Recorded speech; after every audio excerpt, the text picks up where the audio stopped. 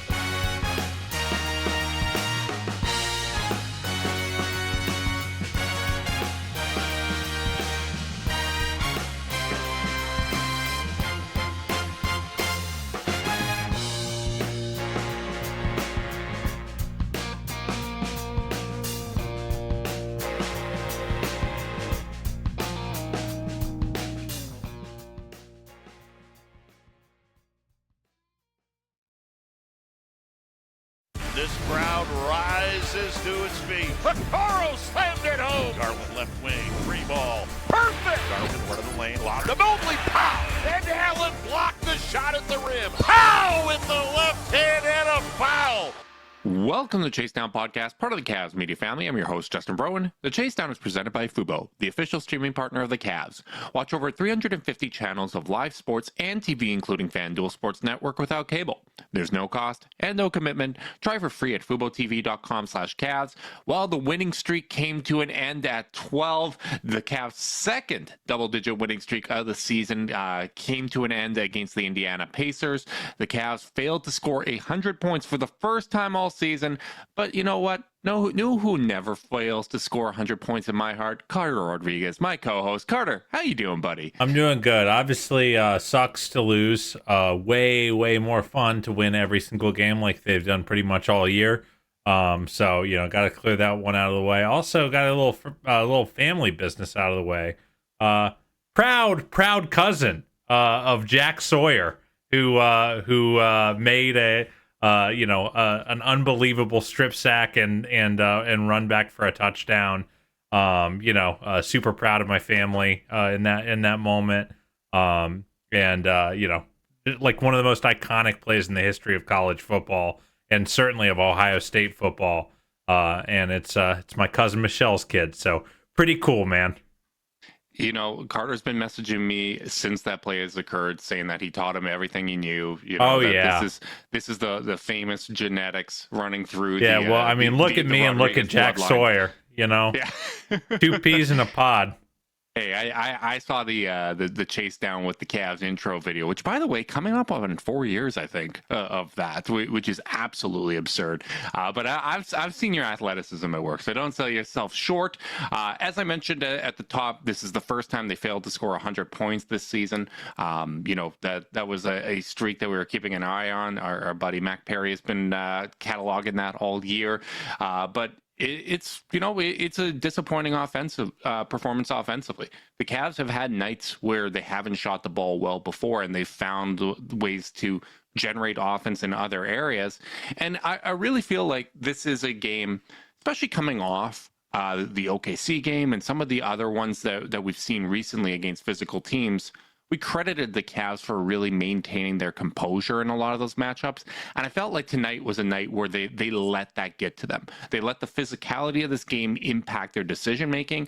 And I really want to focus on that more than the shooting variance, because we've had these games. We have 9 games where they've shot below league average this year coming into tonight, and they were 6-3 in those games. They found ways to still be a winning team in a lot of those spots, and I think a lot of that has been because of how much composure they've shown all season. Yeah, first off, crazy. They've only had 9 games where they've shot below league average, and that is the one thing I'll say on the shooting is that I feel like so much of the season has been the Cavs having quarters, halves, etc., where I go, man, they can't buy one today. This might be one of those days. And then you look at the box score at the end of the game, and they've scored 117 points and are at 38% from three. This certainly wasn't that. They go 11 of 41 from three as they're trying to make a comeback in the mid to late fourth. Set up 2 or 3 wide open corner threes for Merrill and Wade and a bunch of guys, and it's just nothing doing. But you're right that it did feel like they weren't able to, and even Donovan talked about it post game, kind of maintaining their composure and not letting things kind of frazzle them. Yeah, absolutely. And, even though the role guys missed a lot of threes, Levert didn't hit any. Isaac Okoro continues to be over since returning from that shoulder injury. Obviously, that was to his shooting shoulder, but he is now 0 for 8 on those shots. I gotta say, it still looks like it's leaving his hand cleanly, and it's not like they are wildly bad misses. But definitely something to keep an eye on as we see him kind of work his way back into the lineup. But it's funny. I know I privately messaged you. I think it was either today or yesterday, where I was saying I got a bad feeling about one of these Pacers games. I feel like every season comes with some stinker against the Indiana Pacers. I just thought it was going to be the road one. But I thought it was interesting in Donovan's post-game comments where he said, maybe this is a bit of a good thing heading into this 3-game road trip where, it gets us to refocus, because I do think that the focus has lacked at times. And that's one of the tricky things when you are in the midst of a winning streak is you can kind of, you're playing the streak as much as you are playing the team against you. And every team's going to be giving you their best shot. But I felt like tonight was one of the first nights where the shots weren't falling. And it was almost like their approach was, these are going to drop at some point. We don't have to change up a whole lot. We're not going to adapt our approach to account for that. It just kind of felt like, especially with Halliburton out in the second half, like they're sitting there with a 15-point lead in the third, and I think that might have been a contributing factor to them taking their foot off the gas a little bit. And I think there's also their offense wasn't exactly humming. They only had 53 points in the first half, and boy, a 40-point second half, it just feels unheard of for this team at this point in the year. But that's what they posted. But with that said, the one thing that happens for Indy when Halliburton goes out at the half is all the minutes now go to Andrew Nembhard, to TJ McConnell, to these bulldogs at the point of attack that are, not there's no real safe quarter. With that said, you still should have put up better than 40 points. Yeah, I think they would probably tell you as much, but I do think there's it's twofold. Not only do you take your foot off the gas, you also stop having an easy spot to attack on the defensive end. Yeah, exactly. And, I think one of the byproducts of having both McConnell and Nembhard in there was Indy felt very comfortable doing that full court press. You're not going to do that with Tyrese Halliburton because, I think his issues on the defensive end are well chronicled. But I thought that with Indy kind of doing the full court press, you want to do the full court press to rush guys, and I didn't even really feel like they were being rushed. I thought that they just didn't look sharp. Even inbounding on possessions where they didn't get a turnover, it was a near turnover on several occasions. And it was very clear that the physicality of this game was getting to them, and you can't let that impact how you're going to play. I thought they were rushed at times, they were too slow at others, and as frustrated as they were, it was even, right? It was 18-18 at the free throw line. For as bad as the Cavs shot, 11 of 41 from three, Indy was 11 of 35. So it's not like, hey, we couldn't hit anything. They were hitting everything. What it really came down to, 20-13 edge in points off of turnovers. So, you're losing the possession battle and you're giving them easy opportunities. And there's going to be some overlap with this next stat, but a 15-3 edge in fast break points. Cavs are above average fast break defense. This shouldn't have occurred to the extent that it did, but I think those two stats in particular are really kind of what ended up dooming them in this matchup. Yeah, and I think it that just goes back to the focus and the composure point. How did Indy run on this team in this game? It was, they deflect a ball and they're getting handsy on the way to do it, and the guys kind of just stop and turn instead of sprinting back, or or they just weren't paying attention to their floor balance on offense, you know? And like you mentioned that the press maybe didn't cause them to rush or like speed through the process. I think it just chunked everything up, you know, Yep. and they weren't really no one was in the right spots at the time, the point where they wanted to catch it. And yeah, there just wasn't a sharpness, and like that sharpness extends to things like floor balance. Like I always say, transition defense really isn't that much about running back. Like, yeah, that matters, but most guys run back. Yep. Like, it's very, very rare do you see guys literally opt out of running back on defense. For the most part, it's you had 4 underneath your own free throw line when the shot went up. And I do feel like that happened quite a bit in this one. And when you're bricking, it gets really rough. And I feel like they allowed themselves to kind of get gunked up on the offensive end. I think that is one of my takeaways from a lot of kind of their worst shooting nights of the season. It's funny looking at it. Their 4 worst shooting nights of the season came against bottom 10 defenses. Atlanta, bottom 10 defense. Indy, bottom 10 defense. The other one was Washington, bottom 10 defense. And, the Washington in particular, I think, was a lack of sharpness and a lack of focus. And I think that could be said about, at least one of those Atlanta losses. I think the home one was just kind of a true shooting variance game. But these other matchups, I really do think that it is, a lack of maintaining focus. And that's why it's so hard. That's why you don't see many teams get out to the start that the Cavs have had, because these are the type of losses that happen in a regular season. Like you can lose your focus. But I think it's still, even though, we could very easily have a 5-minute podcast here and be like, this is one of 82. This stuff happens to every single team. But I think it's really important to explore that why and continue to see, okay, how do they handle these situations in the future? You're playing against a poor defense. You're up 15 points in the third quarter. They're missing their second best player in Tyrese Halliburton. Like you're if you get into a funk and you're not scoring offensively, and they're kind of throwing the kitchen sink at you defensively, like, all right, we can't trust our base defense. Let's just blitz. Like, can the Cavs find ways to adjust to that? Can they find ways to beat the blitz? Because they've done that. They've done that against better defenses, but it's just making sure that you don't let these bad habits creep in, because if you let these habits creep in and they hang around for a while, you're going to start dropping some of these road games. You're going to start dropping some of these games in January where you're playing much better competition. So I think it's, hopefully this is something that they can learn from and turn around quickly, because I do think that they're going to get tested over these next couple weeks. Yeah, and they're just playing really, really high quality competition. This is probably the toughest stretch of their schedule all season. I think Fedor had the stats like 13 of the like next 17 are against teams with winning records or something like that. And yeah, like there has been some slippage in these last 2 games. On Toronto, they have one of their worst defensive games of the year, and Toronto puts up 126 on them, and Darius has to kind of be a hero down the stretch, and they follow it up with one of their worst offensive games of the year, and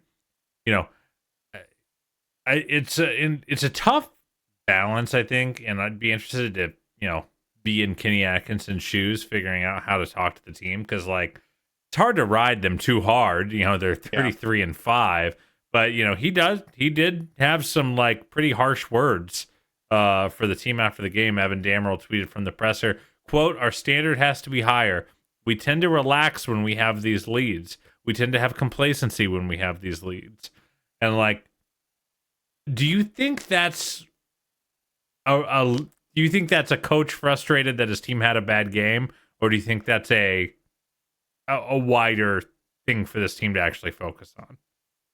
I think that is Kenny trying to reel them in, if I had to guess. Like, hey, we're about to go on this road trip. We can't let this become a habit. I don't think that's been true of them overall on the season. Like, I think that's one of those things that's naturally true, right? Like when you get up by 20, 30 points, you're going to take your foot off the gas a little bit, right? Like you're not going to execute with the same sharpness as a game against OKC where there's 30 lead changes.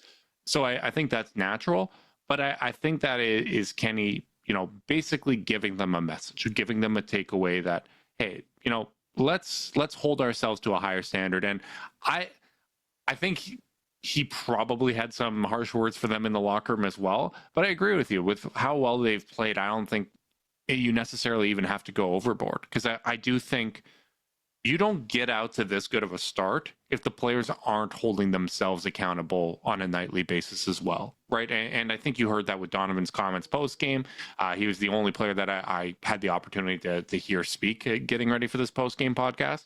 But it's exactly what you'd expect, right? Like, hey, we can't give up 68 points in a half, in the second half. Shooting variance games are going to happen, but we have to hold ourselves to a higher standard. And I really do think this kind of performance, it starts with the guards. Darius, 20 and 7, 7 of 16 from the field, 3 of 9 from 3, but he had 4 turnovers, 7 assists to 4 turnovers. I think he had like 4 or 5 turnovers all road trip when they went out west. He has to be better than that. Donnie had a rough one. But even at that, like, he had a terrible start. I think he started 1 of 7 or 1 of 8.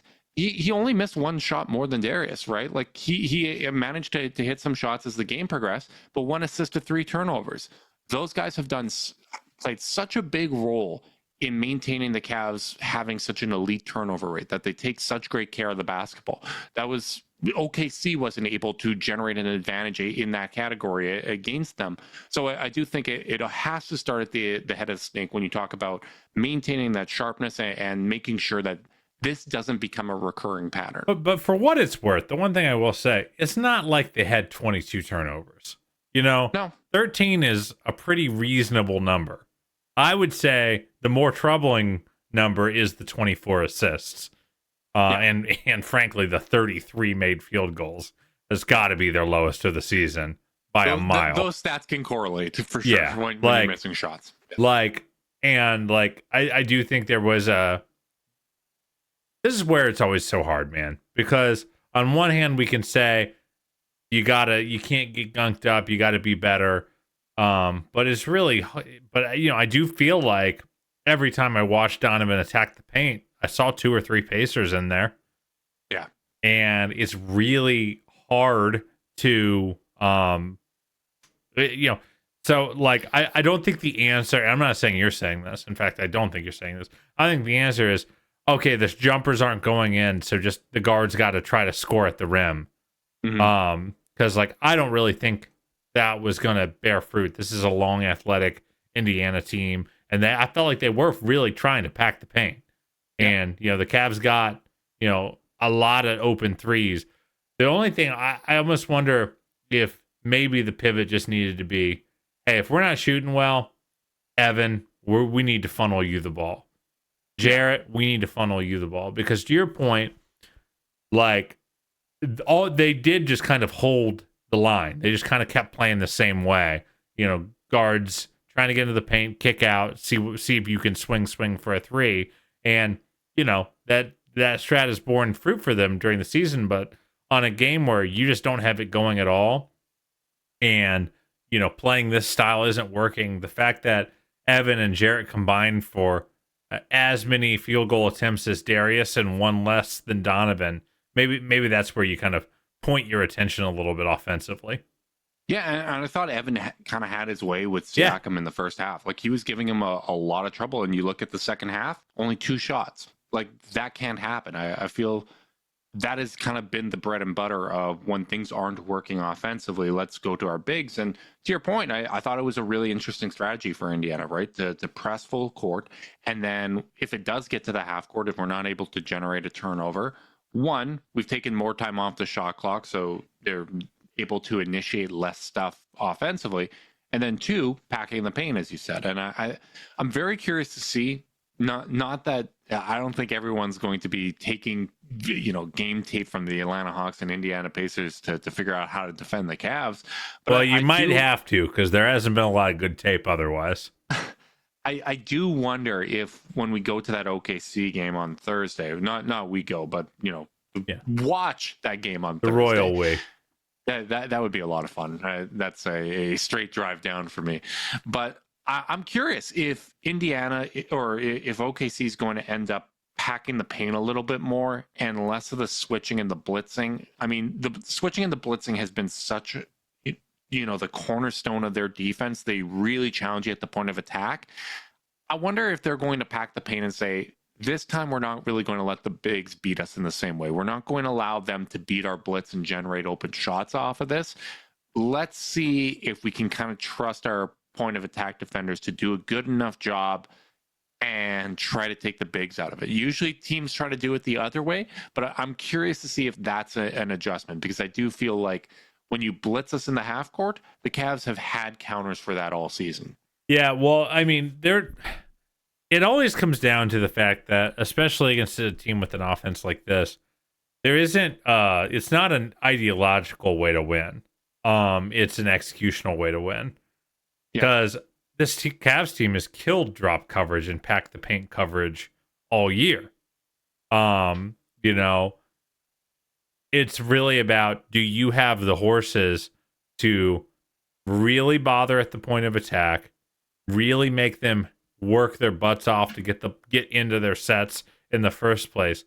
And then, again, you're just gonna you do have to, if you're gonna try to stop this Cavs offense, at the end of the day, you do have to hope they'll miss. And they did miss tonight.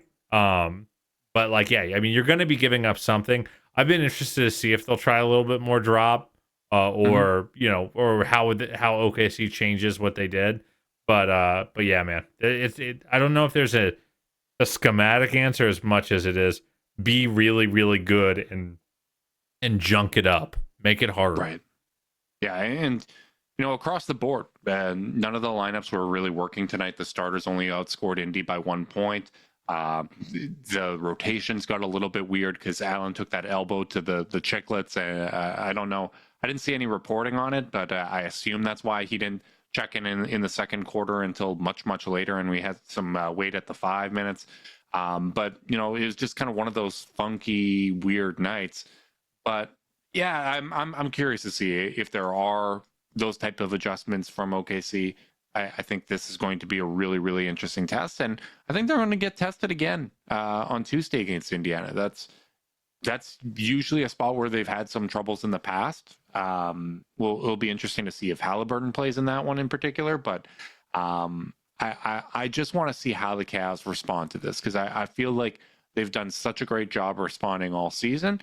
It's just usually those responses come within the game, right? We love the adjustments that they've made between quarter to quarter, half to half, and it really felt like they had gained control of this game going into halftime. And the third quarter started out pretty well, and then it was a reverse Cavalanche. It was a Cantalanche.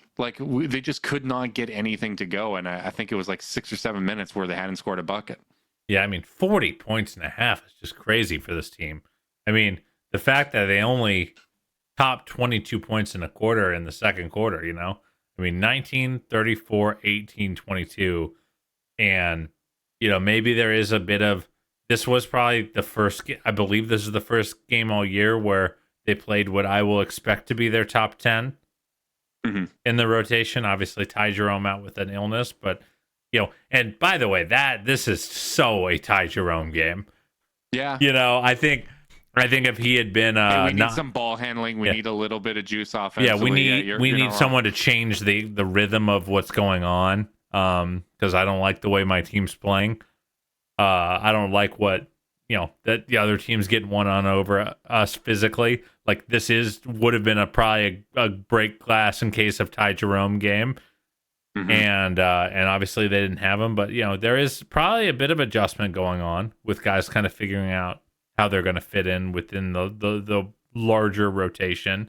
He played Niang 20, Okoro 18, Levert 22, and Strus 23, and then Merrill 12 off the bench. What did you think of the minutes distribution, the subs? Do you think that there's maybe a little bit of a learning curve there?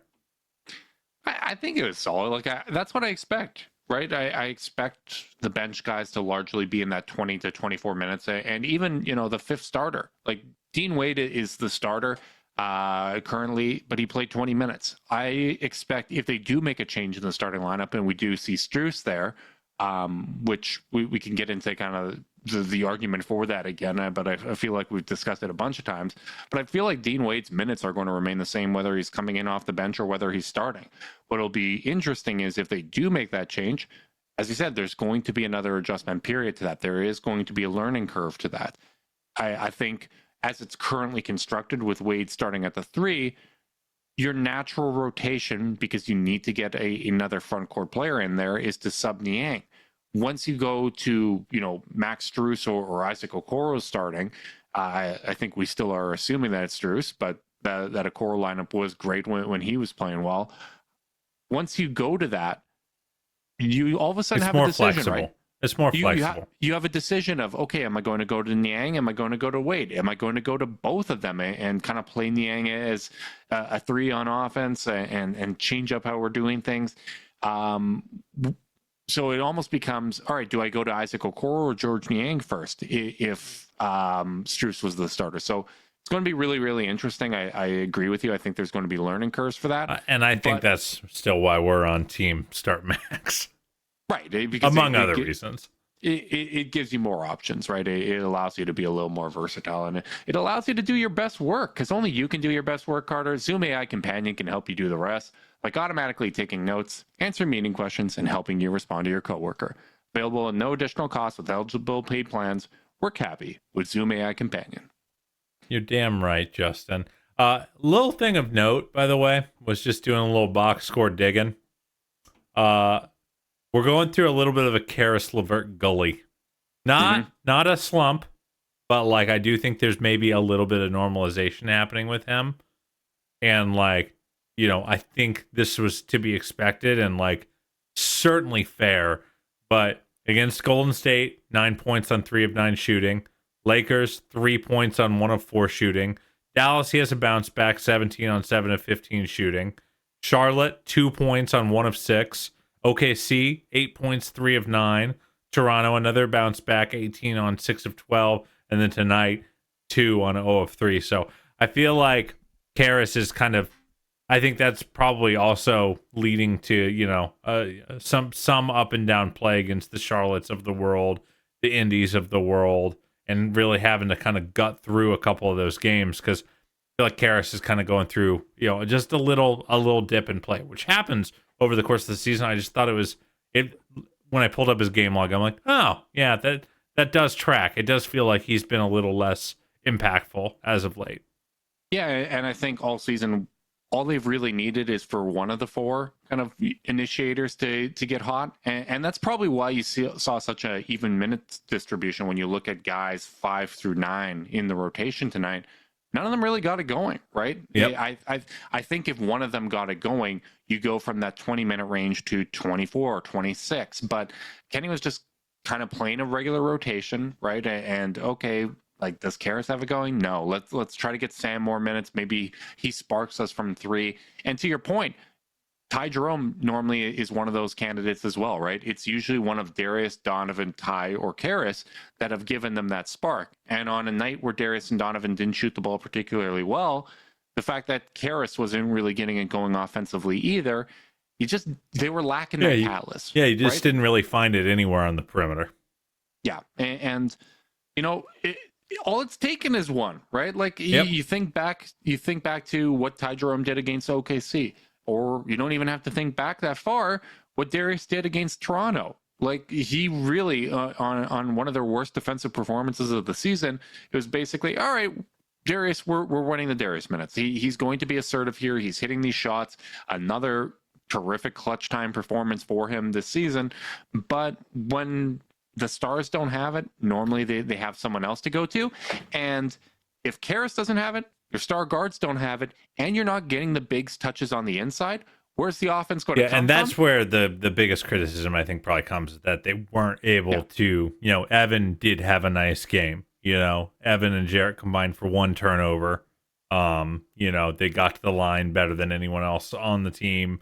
The touches were flowing pretty well. They were able to, Evan really had his way with Siakam on both ends of the floor for much of this game. But something I found noteworthy is we've talked so much about how this team doesn't play any bad lineups, Justin, how they constantly are, they've got like 5 plus minus leaders for the whole league and like the top like 20. Yeah. They've just been that kind of team. Well, I guess you ride together, you die together. Not a single rotation player had a positive plus minus in this game. Yeah. And, maybe this is one of those spots where if we get into a game like this in the future, we say, hey, Evan, I don't care if you turn the ball over 3 times. I don't care what your field goal percentage is. We're going to try to get us going by getting you touches. And that doesn't mean, hey, go post up Siakam. We'll toss you the ball, throw an entry pass, and you go to work. But just finding ways to get him those little touches. Like that OKC game started off poorly, went to the bench. First play, they basically ran a pin down for him where he came in and hit that free throw line jumper. Basically the same action was used at the end of the game where they run the pin down for him. He gets the ball out a little further than expected, but he goes 1-on-1 at Isaiah Hartenstein. They weren't trying stuff like that to get Evan those touches in the second half, even with Indiana packing the paint. And I feel like getting him the ball with advantage and saying, get them to change what they're doing defensively. Like, go out there, try to be the catalyst for us offensively, and then we're going to build off of you. We kind of have those go-to possessions with Darius. We have those with Donovan. But maybe, especially on a night where you are missing one of your kind of initiators of the offense, force-feeding Evan just a little bit more and sinking or swimming with him, maybe that's something that you can work on in those spots, because you're probably going to have a game like this at some point in the playoffs. If we're going to go as far as we hope, you're going to be playing over multiple weeks. You're going to have games where things aren't working for your top guys, and you need to have that in your back pocket of, all right, let's go to some of these bread and butter Evan Mobley plays to free us up. Yeah. And I think that's where you can be the most critical, and that's where I think the malaise of a long regular season gets really tough, because it's hard to be creative when things aren't going well, when your engagement and your focus isn't exactly where it needs to be. Like, I just think it's easier to solve problems against OKC in a weird way, because well, we're all really locked into solving problems. Yeah. like the game's close. Up 15 versus Indiana, and Halliburton's out of the game. Like, I that's almost the perfect storm to go, okay, taking our foot just a little we'll probably bit off the ground. I just think there's probably if I'm in that huddle in that game, I'm probably like, guys, we'll probably be all right. We just gotta, stay the course, survive a little bit, and we'll be fine. And your tolerance for bad process or bad outcomes even just is higher in a game like this. Maybe not for the coaching staff, but I think just for a human being. And and that's where you get burned, and it stinks. Obviously, I was really hoping they'd be taking a 14-game win streak to OKC. That would have been sweet to try to match, your 50-game win streak from earlier in the season against OKC. That would have been such a great moment. Yeah. What's nice, by the way, is we got 2 TNT games in a row. I had forgotten that Tuesday's game is also a national TV game. Oh, how about that? So I think there will be, if you're worried about focus, like, these guys always want to put a show on when they're on national TV, especially around All-Star time. Yeah. And, we got to give Indiana credit too. Like, they have been playing well recently. They're now on a 6-game winning streak. I believe a win over Boston was part of that mix as well. So this is a team that is capable of catching you on an off night. And there's not a lot of teams that aren't, right? Like, I think with the parity of today's NBA, especially when you look forward to kind of the stretch they're on where they are playing winning teams, yeah, like the Cavs probably should win the majority of these games. I would expect them to win the majority of these games, but the majority of these games are also ones that if you're not putting your best foot forward, if you have a B- night, these teams are all capable of outplaying you on any given game, and they're all going to be giving you their best punch, right? That's the other part of why winning at this high of a clip is so difficult, is because the Cavs have had every team's best punch for the entirety of this season. Yeah, and like I think it's important to distinguish it was maybe a B minus C plus focus and effort night on a D minus like shooting luck night Yep. for the offense at least. Yeah. They just weren't hitting. And when you're not hitting and you're not sharp, it's just like something's got to give or you're going to score 93 points in regulation, which is exactly what happened. Totally agree. One thing that I'm keeping an eye on, shifting from, I think we've dissected this corpse, as you like to say, pretty thoroughly here. One thing I'm keeping an eye on though recently is Jared Allen on the offensive glass. He's been a strong rebounder since he's came to Cleveland, always among the highest percentile rebounders. But this is now 8 straight games where he's generated at least 3 offensive rebounds. Ooh. Obviously, that was a big story in that OKC game. But he's doing this at a pretty consistent clip.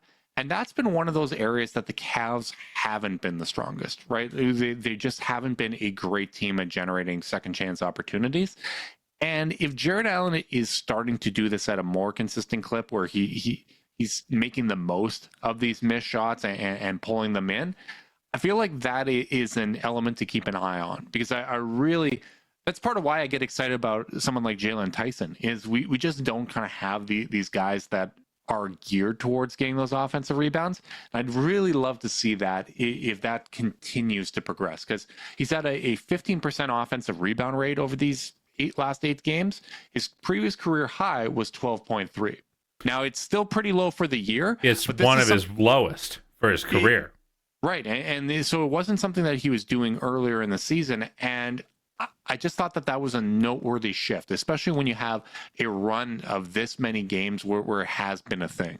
Yeah. And, we know this is something Kenny wants. He wants them to be better on the offensive glass. He wants them to leverage their size in that way. So I don't know. Maybe this is a tweak he's kind of made, and I'd be really interested to hear one of the journos in town ask about it. If this is just, because 8 games is small enough that you go, it might just be bounces going his way or particular sets of matchups. But I do feel like he's been fighting really well on that end. Yeah, and it hasn't moved the needle a ton for the Cavs. They're still 22nd in offensive rebound rate or offensive rebound percentage over those last 8 games. But that still, it's a bump up for where they've been all season. What I'll say on that is, if you are, I don't think those Curry, Clay, Warriors teams were elite offensive rebounding teams either. No. I think the thing is, the impact of every successive offensive rebound is exponentially increased by how good your offense was in the first place. Yeah. If your offense isn't that good, it doesn't really hurt that bad to give up a lot of offensive rebounds.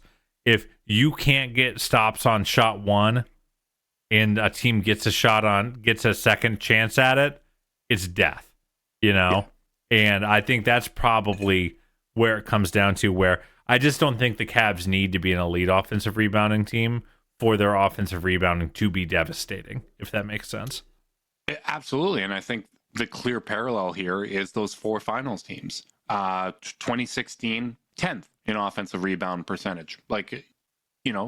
Not elite at it, but we all know how those Tristan Thompson possessions felt, right? In the playoffs, Cavs miss a shot, he finds a way to get those boards, and particularly in those bigger matchups, right? Like on those stage of the playoffs, they just are so damn demoralizing. 2017, which I know you and I both believe to be the best version of this Cavs, they were 22nd in offensive rebound percentage, but they still. I just checked the 16 Warriors; they were 22nd in offensive rebound. There you go, right? Like I think it's more about the timeliness of it, and I also just want to recognize the effort, because I don't feel like it's, hey, these balls are just kind of getting to Jared. Feels like he's really covering a lot of ground. He's making hustle plays. He had a great one tonight where he was diving out of bounds, threw the ball back off of an Indiana player. He's just doing all the little things to generate these extra possessions, and I still feel like that is one of those kind of sacrifice things that helps make them work, right? When you have someone as good as Jared Allen doing all the little things, that is going to have an effect on the entire roster. Yeah, absolutely. And, it allows Evan. The reality is, you want the Cavs need to get back on defense. especially given the shape of their team. Mm-hmm. I just don't. We've talked about this a little bit. I don't think this team is built to be a good offensive rebounding team or to be a great one. Yeah. Thing one, I just don't think their players are that good at it. You watch a guy like Tristan Thompson or a guy like Josh Hart or whoever it is, whatever archetype of player it is, wing, big, whatever, that's good at it. You don't really see a lot of that on this Cavs roster. Even when we see guys like Jalen Tyson come in, we go, "Oh, he's got a knack. That's a thing." Yes. So I think it's very apparent for Jalen Tyson, which shout out to him, career best 16 rebounds in his latest G League game. Oh yeah, Jalen. So one, I don't think they've got the knack. Two, I do think there is a degree to which, Justin, the roster construction makes it so they need to get back. Because if you're gonna be kind of small, if you're only playing, as I've always mentioned, the only two centers on the roster are Evan and Jarrett that actually get rotation minutes. So if you've got only one of the bigs on the floor in Jarrett or Evan, and you're playing Darius and Sam Merrill or Donovan and Karras or whoever it is, those guys can't be recklessly going for offensive boards. Yeah, because you need them getting back to protect the back line. That is the core identity of the defense: is keep them from scoring early, get into your shell, don't break your shell. So I don't know if that's ever going to be their thing. So I think they have to be selective with it to that end. But I don't think that means they should punt on it. When they're playing double bigs, I love the idea of Jarrett being kind of the designated, no, see what you can do. See what you can muck up. And we'll make sure Evan gets back. So I do think it's an interesting kind of balance to try to figure out for this coaching staff. Totally, and you can't be elite at everything, right? As great as the Cavs have been across the board this season, there is going to be some give and take. It's just impossible to be a top 5 team in every single category because some of them all contradict one another. And to your point about only really having the two bigs, I think that's once again one of those arguments for Dean Wade coming in off the bench, because if you do have a situation where Jared Allen gets elbowed in the face and whether he's going to the bathroom or getting attention for that wasn't available and Wade has to play the 5, it's a whole lot easier to do that if he's coming in off the bench. I think it just makes more sense from a rotational standpoint, and also just from a statistical standpoint. Looking at the cleaning the glass stats, I think all of these are going to come down a little bit. But the Dean Wade at small forward minutes, +6 net rating. At power forward, +16.4. At center, really small sample size, but +34.5. Yeah, that's going to come down a little bit today. Yeah, I think all 3 of those are probably going to come down after today, but I think it's just so much more clear that those best minutes for him have been coming at power forward. And if we're going to kind of have an understanding that if he does come in off the bench, he's going to be playing about the same minutes, which has been the case this year. He plays 20 minutes a game coming in off the bench, 24 as a starter, and I think one of those was impacted by him leaving a game early. I just think that he is best optimized when he's playing at the 4, and it still gives you the option to close with Dean Wade. In fact, it might make it easier to close with Dean Wade if he's not playing those minutes earlier in the game. Yeah, I mean, how many times have we seen players come off minutes restrictions, and a lot of times they'll come off the bench because the coach is like, I don't want to burn 7 minutes to start the game in case I want to close with them. So. I would like to see that change. And I know it's really hard to make those kind of tweaks when the season's been going this well.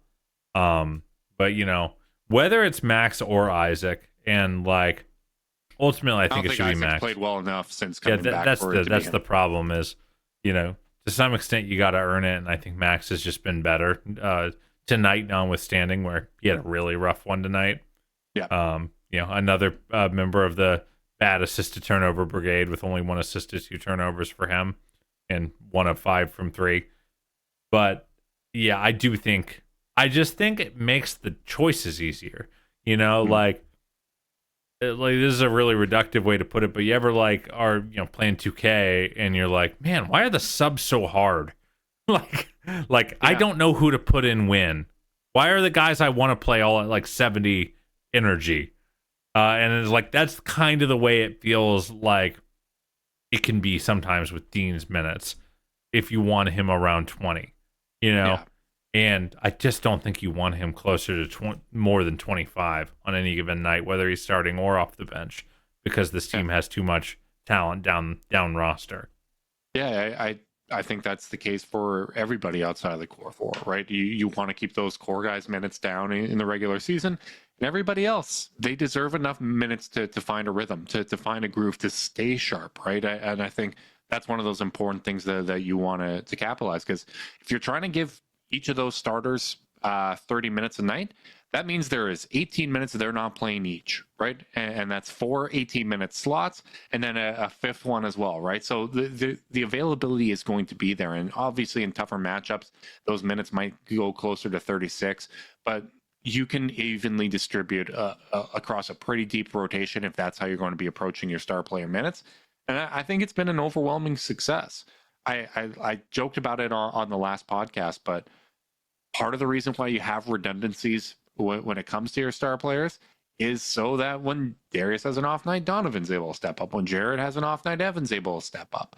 And the other part of it too is not just when things aren't working well for somebody in the lineup. The reality is most teams, or I shouldn't say most teams, but the best teams probably have someone that they can throw at Donovan, and they have someone that they can throw at one of Evan and Jared. Most teams, or I don't think any team really, has 4 guys they can throw at every single one of the core players. So the Cavs have to, whether it's OKC when they get healthy might be the only one. I mean, until Shea actually starts taking the Darius assignment, I don't know if that's going to be true. But you know what the Cavs have to do is understand that on the other end, right? When things aren't working, we need to find which of our guys is going to be the catalyst on any given night, because all 4 of these guys are playing at an all-star level and are capable of stepping up in that way. Yeah, that's fair. It's it is tough to make these kind of choices, though. I gotta keep reiterating, like, we are tinkering and trying to find the right angle. I do think there's been a little slippage these last couple games. Yep. And it makes it a little easier to want to make these adjustments. Like, it's just like we're not having the starting conversation after a win, or rarely are, you know? Yeah. And I was planning on having it either way because of the graphic today.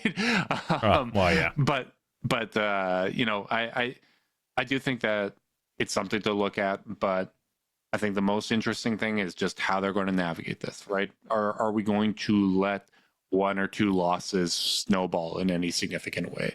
How do we navigate that 82 game schedule? That is, to me, the most interesting thing. I think just like there's lessons to take away from every win, there's lessons to take away from every loss. Doesn't necessarily mean, you know, that Atlanta and Indiana have figured out the Cavs offense. Just like winning against OKC doesn't mean, hey, if you met them in June, it's going to work out for you. You're going to win this series, right? It's just how the wins and losses occur and how they build upon both those wins and losses and make adjustments from that. I think that's going to be the real key. A famous man once said, "Wins and lessons, Justin." Absolutely. Wins and lessons, baby. Hopefully the next time we're podcasting, it's after a win, because we're going live Thursday after the OKC game. A little bit of a scheduling change up for us because, hey, if the NBA is going to flex OKC in, we should do the same and do a later in the week podcast. So fingers crossed for that. It'll be interesting to see how we bounce back versus Indiana. 3-game road trip starting now. Big thanks to everyone that tuned in live on YouTube. Make sure you guys are liking, subscribing, clicking that notification bell so you know when we're going live. If you're listening via podcast and you want to support us, leave us a rating, leave a review, subscribe, unsubscribe, resubscribe, and help cook those books. If you want to be part of Chasedown's exclusive Discord chat, send me a screenshot of that review to chasedownpod@gmail.com. However you choose to support us, we really do appreciate it. Make sure you guys are staying safe out there. Until next time, go Cavs.